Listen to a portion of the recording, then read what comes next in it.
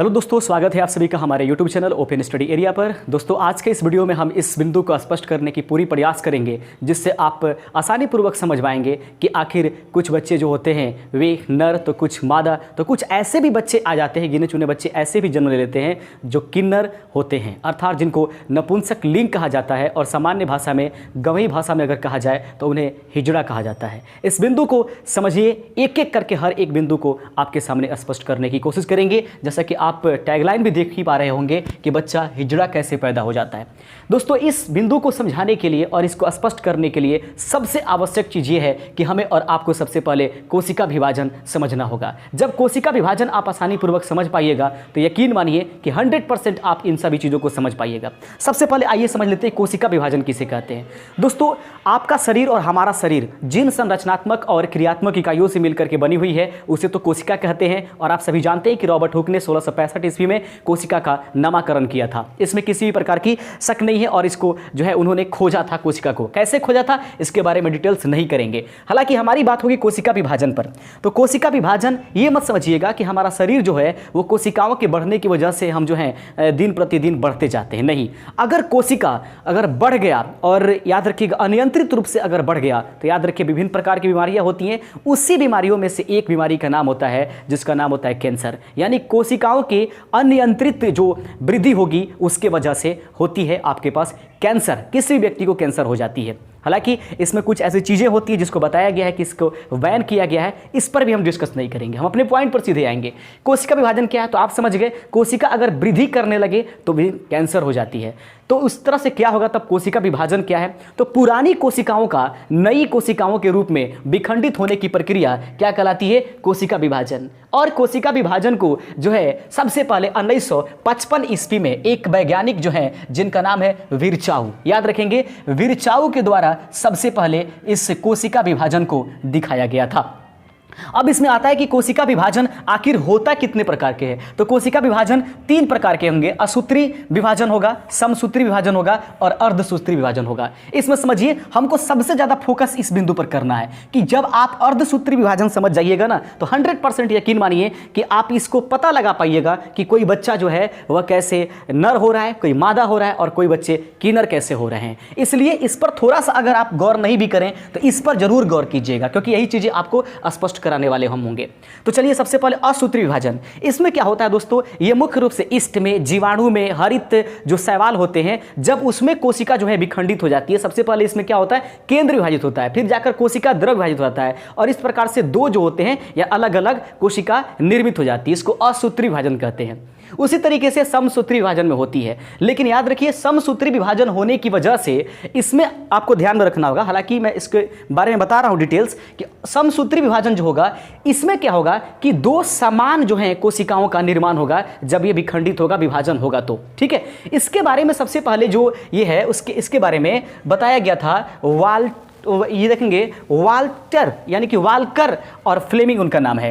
देखेंगे यहाँ पर वाल्कर फ्लेमिंग नामक वैज्ञानिक ने सबसे पहले, जो ये फ्लेमिंग है, उन्होंने सबसे पहले समसूत्री विभाजन के बारे में बताया था। समसूत्री विभाजन की वजह से ही हमारे शरीर में विभिन्न प्रकार की प्रक्रियाएं जैसे कि बालों का बढ़ना, नाखून का बढ़ना, ये सारी चीजें होती रहती है, समान रूप से विभाजित होती रहती है। इसको समसूत्री विभाजन कहते हैं। अब आएगी मजे की बात और आएगी हमारी अपने काम की बात कि अर्धसूत्री विभाजन क्या है। याद रखिएगा, समसूत्री विभाजन होने की वजह से हमारे गुणसूत्र पर किसी भी प्रकार का प्रभाव नहीं पड़ता है। ठीक है, गुणसूत्र में कोई प्रभाव नहीं पड़ता है, वो लगातार सेम गुणसूत्र के साथ जाकर के विभाजित हो जाती है। लेकिन अब आइए अर्धसूत्री विभाजन क्या होती है। बहुत ही मजेदार चीज है, इसको समझने की बिल्कुल प्रयास कीजिए। अर्धसूत्री विभाजन क्या होती है दोस्तों, इसमें भी कोशिका क्या होती है, विभाजित होती है, इसमें तो कंफर्म है। लेकिन जब ये कोशिका विभाजित होगी या मुख्य रूप से जो होती है यौन कोशिका विभाजन के तहत आती है, यानी यौन कोशिका विभाजन। और याद रखिएगा, बच्चे का जन्म लेना, ये लड़का हो या लड़की हो या फिर किन्नर हो, किसी भी प्रकार का बच्चा हो, वह यौन जो आपके पास कोशिका विभाजन होगी उसी के माध्यम से होगा।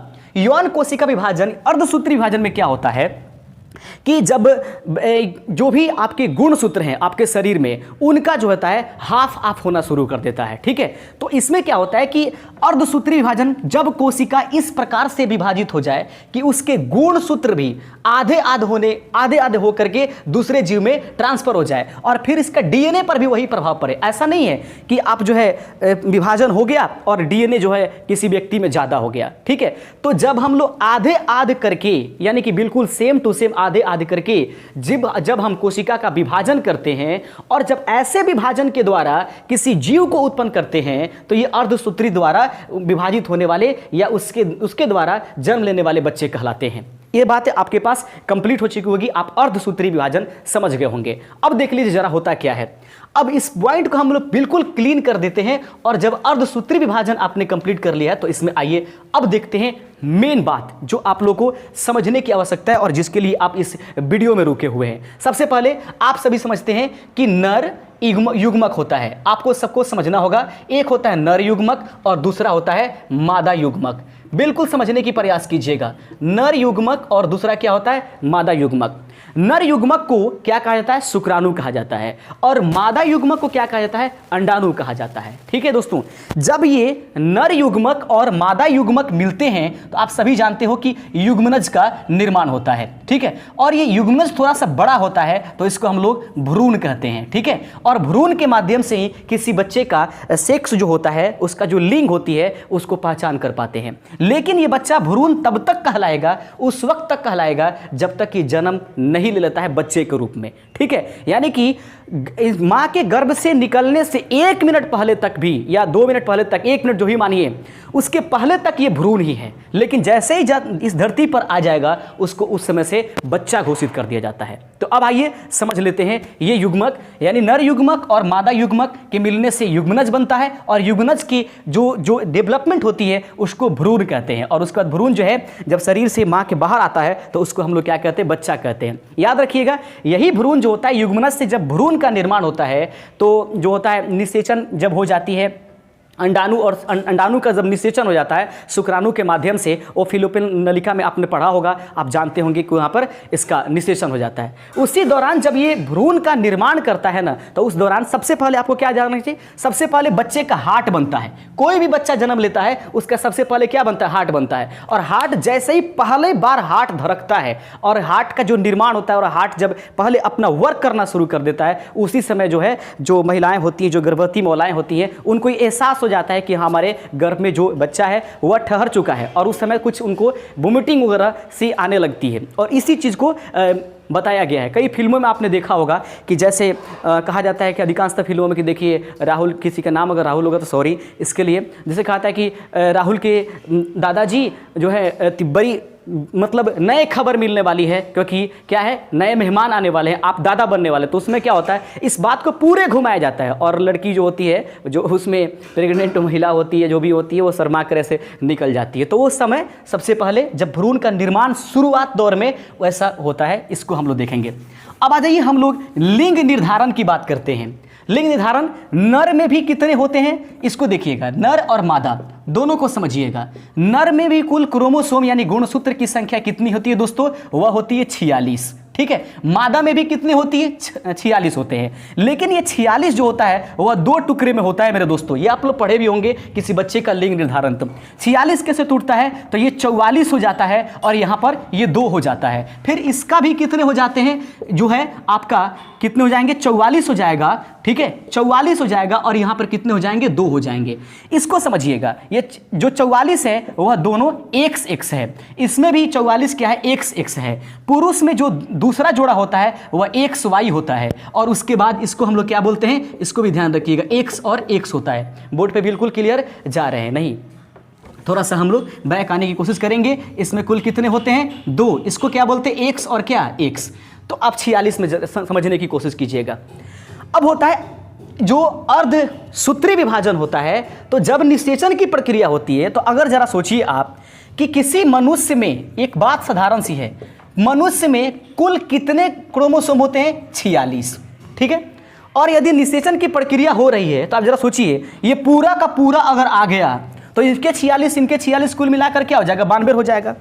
और एक मनुष्य में जो क्रोमोसोम की संख्या होती है वह कितनी होती है? मात्र 46 होती है। और जब दोनों मिल जाए पूर्ण के पूर्ण तो वह कुल मिलाकर 92 हो जाएंगे, अर्थात डबल आदमी उसमें हो जाएगा। अब डबल आदमी का मतलब क्या हुआ कि एक मान लीजिए कि इधर से भी हो गया, एक दूसरा इधर से भी हो गया, हो सकता है कि एक इधर महिला हो गया, दूसरा इधर पुरुष हो गया, ठीक है। हो सकता है कि दोनों का दोनों एक ही शरीर में, दो शरीर में एक ही साथ मिल करके, क्योंकि एक शरीर का निर्माण जो होता है वह क्या होता है? 46 गुणसूत्रों से होती है। हालांकि इसमें एक दो की ऊपरी चढ़ाव वगैरह होती है, जिसके कारण से कुछ क्या प्रॉब्लम आते हैं उसको भी हम इस वीडियो में आगे बता रहे हैं।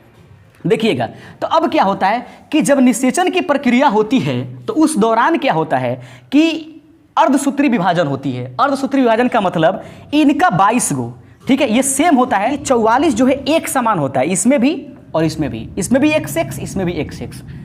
और दूसरे नंबर ये होता है जो आप देख रहे हैं XY, उसके बाद ये वाला XX। इस 44 को हम लोग ओलोसोम कहते हैं। क्या बोलेंगे? ओलोसोम। याद रखिए, इसका नाम होगा ओलोसोम। ओलोसोम नाम होगा। इसमें भी ओलोसोम, इसमें भी ओलोसोम 44। ये वाला जो होता है, जो दोनों भिन्न प्रकार का होता है, जिसके कारण से लिंग का निर्धारण होता है, उसका जो है दोस्तों, उसका मान, उसको हम लोग बोलते हैं ओटोसोम, ठीक है। तो अब देखिएगा, अब रहेगी पहला वाला क्या? ओलोसोम, और दूसरा वाला क्या? ओटोसोम। अब आपके दिमाग में ये चल रहा होगा कि आखिर ये ओलोसोम और ओटोसोम का काम क्या है।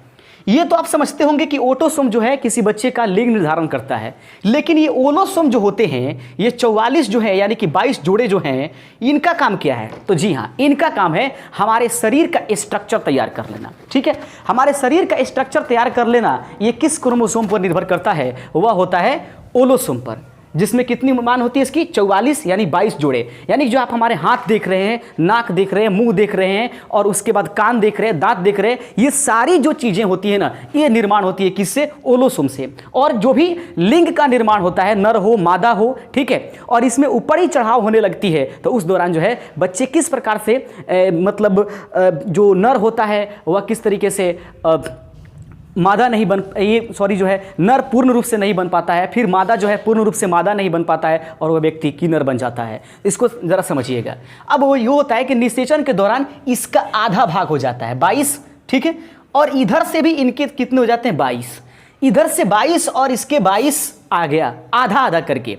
इसी को जो है अर्ध विभाजन कहा जाता है, अर्धसूत्री विभाजन के माध्यम से। समझिएगा, अर्धसूत्री विभाजन से इसका 22 आ गया, अब उसके बाद इसका भी 22 आ गया, ठीक है। तो 22 और 22 मिलकर के कितने हो जाएंगे? 44 क्रोमोसोम हो जा रहे हैं। इतना समझ जाइएगा। यानी इसमें शरीर का तो निर्माण हो गया 44। आप समझते हैं कि 44 क्रोमोसोम से शरीर का निर्माण होता है, उस व्यक्ति का शरीर का निर्माण हो गया।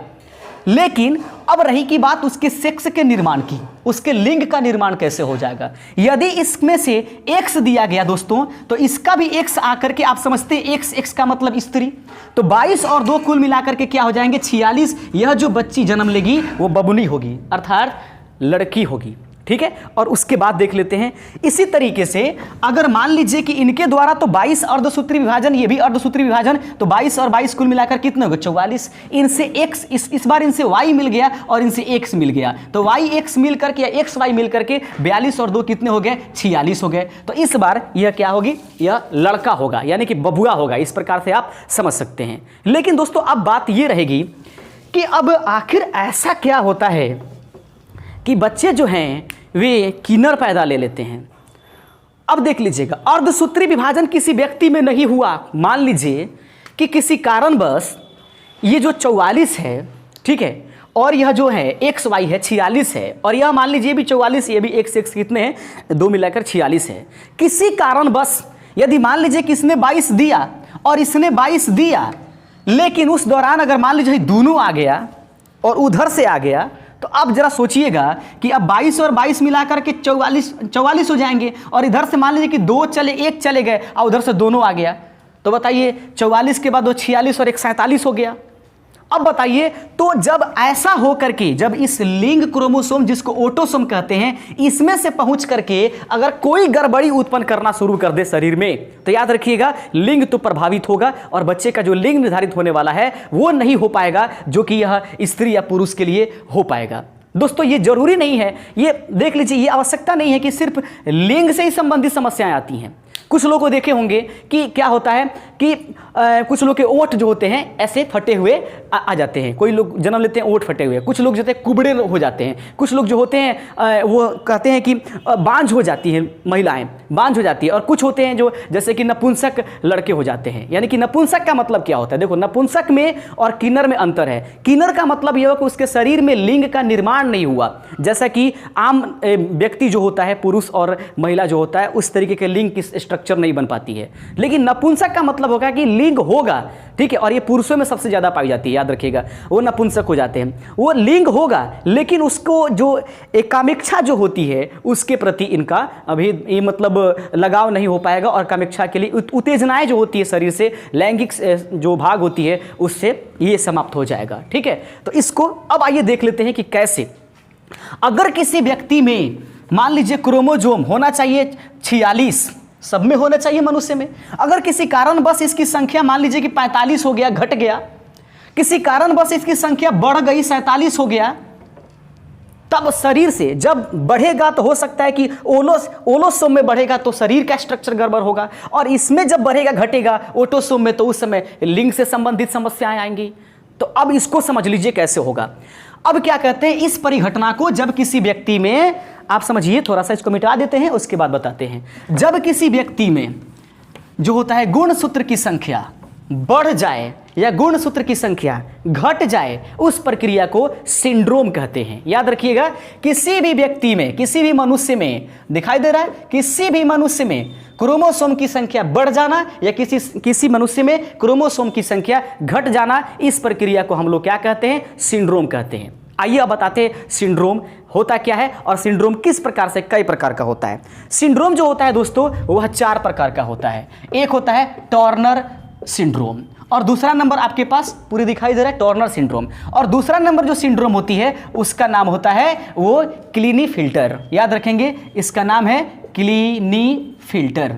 देख लेंगे इसका मतलब क्या समझ रहे हैं? क्रोमोसोम उस व्यक्ति में या तो बढ़ गया है नहीं तो घट गया है, जो 46 होने चाहिए उससे ज़्यादा नहीं तो कम हो गया है। और तीसरा नंबर, चूंकि लाइट से संबंधित आ रही है समस्याएं, क्योंकि एकाएक जो बारिश का मौसम हो गया है, तो वीडियो बना रहे तो रोकना नहीं उचित नहीं समझा, क्लीनीफिल्टर। और अगला होगा डाउन सिंड्रोम। याद रखिएगा, अगला क्या होगा? Down syndrome. और चौथा नंबर होगा पटाऊ सिंड्रोम। ठीक है, अब देख लीजिए ये सभी होते क्या है। सिंड्रोम तो समझ में आ गया कि क्रोमोसोम की संख्या बढ़ जाना या घट जाना, 46 से बढ़ जाना या 46 से घट जाने की प्रक्रिया को क्या कहते हैं? सिंड्रोम कहते हैं। इससे कैसे प्रभावित होता है? ये टर्नर जो सिंड्रोम होता है, टर्नर सिंड्रोम, वह जो होती है फीमेल में होता है। याद रखिएगा, फीमेल में इसमें क्रोमोसोम की संख्या घट जाती है, होने चाहिए 46 हो जाते हैं 45। इसमें देखिएगा, ये क्लीनीफिल्टर जो सिंड्रोम है इसमें क्रोमोसोम की संख्या बढ़ जाती है, ये होता है मेल में यानी कि पुरुष में। अब इसको समझिएगा, डाउन सिंड्रोम ये जो होता है आपको मैं बता दे रहा हूं, फीमेल में होता है और फिर मेल में भी होता है, दोनों में होता है। इसमें भी क्रोमोसोम की संख्या बढ़ जाती है, एक बढ़ जाती है। पटाऊ सिंड्रोम के बारे में समझेंगे, यह होती है किसमें? यह मेल में और फीमेल दोनों में होती है। ठीक है, मेल फीमेल दोनों में होती है। इसमें भी जो क्रोमोसोम की संख्या है वह बढ़ जाती है, 47 हो जाती है। ठीक है, M+F।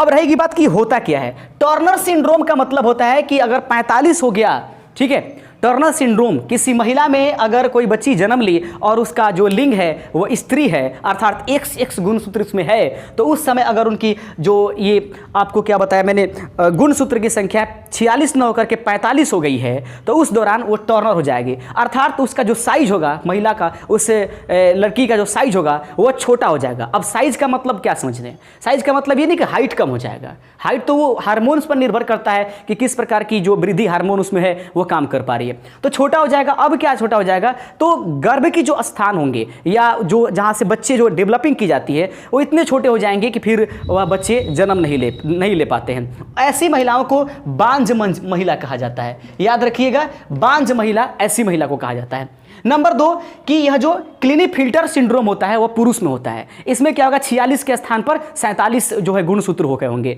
अब ऐसे व्यक्ति को क्या होगा? ऐसे मेल में होता है, पुरुष में होता है, उनके साथ समस्या क्या आएगी? वो जो होंगे नपुंसक हो जाएंगे। मैंने बताया नपुंसक होना और किन्नर होने दोनों में अंतर है। नपुंसक एक पुरुष जो है जो जिसके पास लिंग है फिर भी वो नपुंसक हो सकता है, यानी कि उसके शारीरिक अंग जो लिंग है उसमें जो है उत्तेजना नहीं आएगी, या वो सारी प्रक्रियाएं जो पुरुष एक बच्चे को जन्म देने के लिए क्या कर सकता है, ठीक है, वो जो है इनके शरीर से आप समझ पा रहे होंगे ये सिस्टम ठीक से काम नहीं कर पाएंगे। आगे देख लेते हैं 47।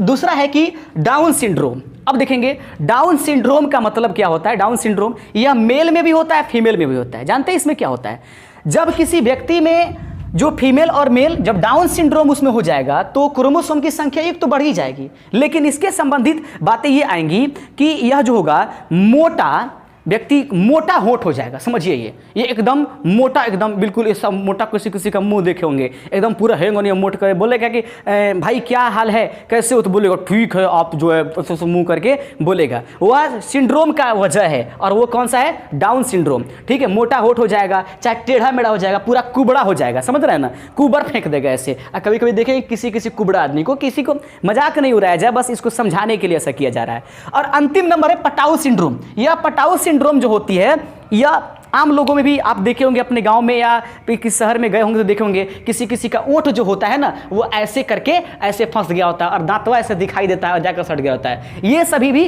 क्रोमोसोम की वजह से होती है। तो याद रखिएगा, ओलोसोम में किसी भी प्रकार की गड़बड़ी हो जाए तो शरीर का स्ट्रक्चर ठीक से नहीं हो पाता है। हालांकि हमारे अपने गाँव में जो महिलाएं होती हैं वो कहती है कि गरहन में जो है ना पेरा गया है। अब बताइए, गरहन में पेरा गया, अब बताइए उस समय क्या करता है, जो महिला प्रेग्नेंट है उसका देखभाल नहीं करेगा, ये लोग धागा नापेंगे, कंडा नापेंगे, उसको कोना में ले जा करके रखेंगे और बस अंधविश्वास में विश्वास करेंगे। सुरक्षित रखो महिला को और उसको खुश रखने की कोशिश करो और बेहतर तरीके से पौष्टिक आहार देने की कोशिश कीजिए, ठीक है। वह जो बच्चा होगा वह बिल्कुल नॉर्मल सा ये पैदा होगा, इसमें कोई दिक्कत नहीं है। तो अगले वाली वीडियो में हम इससे भी बढ़िया एक टॉपिक लेकर के आएंगे। आशा करते हैं कि हर एक बिंदु आपको समझ में आई होगी। अगर समझ में आए होंगे तो चैनल को सब्सक्राइब कर दीजिएगा और वीडियो को अपने दोस्तों में शेयर कीजिएगा। लेते हैं विदा। जय हिंद, जय भारत, धन्यवाद।